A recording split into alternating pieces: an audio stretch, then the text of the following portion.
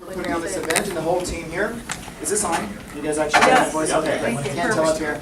Great. So thanks so much for having me, and I'm really glad to see everyone here because we are watching right now the birth of a new industry. It's an industry that was born in advocacy, it was born in activism, it was born of necessity, and now this industry is being born.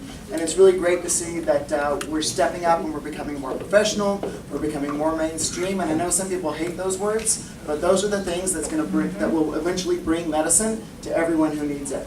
I often use the mother test when I'm trying to figure out what's right and wrong in medical cannabis. What would my mother think? And the idea of my mother walking into the first dispensary I ever opened, she would have been horrified. She wouldn't have wanted any part of it. But when she sees professional, lab-tested, properly packaged medicine that's dosed and consistent, that's the kind of medicine that mainstream America can relate to. And so that's where we're moving, and I'm really excited about it.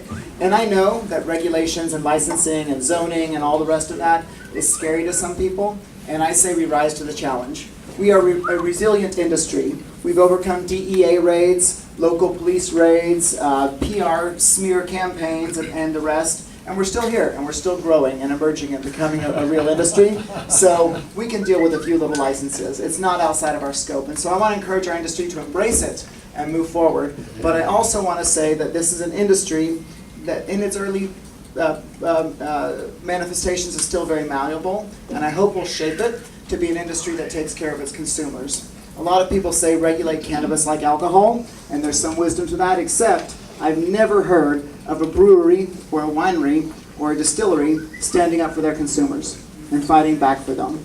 You don't hear about tobacco companies going out and fighting discrimination and standing up for the people who smoke tobacco, but we can. And there's so much work to be left to be done when it comes to patient advocacy and consumer advocacy in the field of medical cannabis. And just because the DEA isn't kicking in our doors, they might, by the way, that might happen again one day, but they're not doing it right now. That doesn't mean we're off the hook. We just last year secured the right of a medical cannabis patient to get an organ transplant. I don't know if you know this or not, but just 2 years ago, if you needed an organ transplant and used medical cannabis, you would die. Not anymore. There's Yami, she's alive, see? Check, how many of you have jobs? Anybody? No jobs? Wow, okay.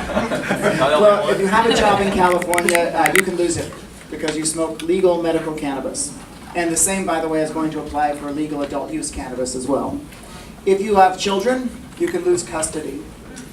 There's so many things that are left undone in the field of medical cannabis. I want to encourage all of you, as you move forward in the field of medical cannabis and you build this new industry, that you make advocacy, consumer and patient advocacy, a part of your business plan for real.